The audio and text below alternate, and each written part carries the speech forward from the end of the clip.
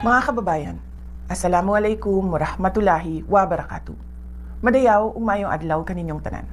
Magandang araw sa inyong lahat.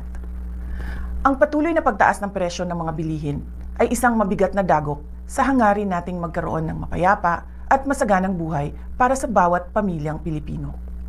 Hindi normal ang ating pinagdaraanan.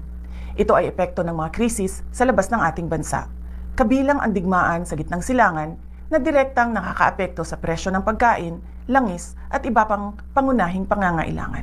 Sa kabila nito, ang tanggapan ng pangalawang Pangulo ay patuloy na nagsasagawa ng mga programa na noon pa man ay nakatuon ng tumulong sa inyo na makatipid at makaraos sa araw-araw. Ang kampanya ng pagbabago sa edukasyon ay nagbibigay ng tulong sa gamit pampaaralan ng ating mga mag-aaral. Ang bus ng OVP ay patuloy na nagbibigay ng libreng sakay para sa ating mga commuters sa Metro Manila, Cebu, Bacolod, Davao at Tacloban. Ang Magnegosyo Taday ay magpapatuloy upang mapunan ang kapital ng maliliit na negosyo. At ang rice boxes ay patuloy na ipinamamahagi sa mga nangangailangan, lalo na sa panahon na tulad ngayon. Kasabay nito, nagpapatupad din kami ng mga cost-cutting measures sa loob ng aming tanggapan upang matiyak na mas maraming pondo ang mapupunta sa direktang tulong sa taong bayan. Hindi na itutuloy ng OVP ang pasidungog at kasarilayan sa buwan ng Hunyo. Ang mga ito ay dalawang malalaking pagtitipon para sa LGBTQ community at para sa Year 4 Accomplishment Report ng aking termino. Sa halip ay nakalaan sanang pondo para sa mga nasabing aktibidad ay idadagdag na lamang sa budget ng RICE project. Sa mga darating na buwan, inaasahan nating lalong magiging mahirap ang sitwasyon sa pagkain dahil sa banta ng El Nino mula sa Abril hanggang Hunyo at posibilidad ng pagbaha mula Hulyo hanggang Setyembre dahil sa bagyo at pag-ulan.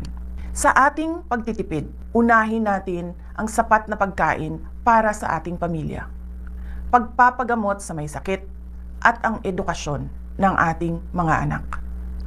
Ang pinakamabisang panlaban sa krisis ay kahandaan. Simulan na nating planuhin ang ating mga hakbang hanggang sa katapusan ng taong 2026. Kasama na ang pagharap sa posibleng pagkawala ng trabaho, patuloy na pagtaas ng presyo ng pagkain, at risk reduction measures laban sa epekto ng matinding init at mga pagbaha sa ating kabuhayan. Maliit man ang tanggapan ng pangalawang Pangulo, makakaasa kayo na bawat isa sa amin ay patuloy na naglilingkod at naghahanap ng paraan upang makatulong sa taong bayan. Tayo ay isang bayang may matibay at malakas na pananampalataya sa Diyos. Kaya patuloy tayong manalangin ng taimtim at naway bigyan ang ating bansa ng lakas, gabay at pagkakataon tungo sa tunay na mapayapa at masaganang buhay. Syukran.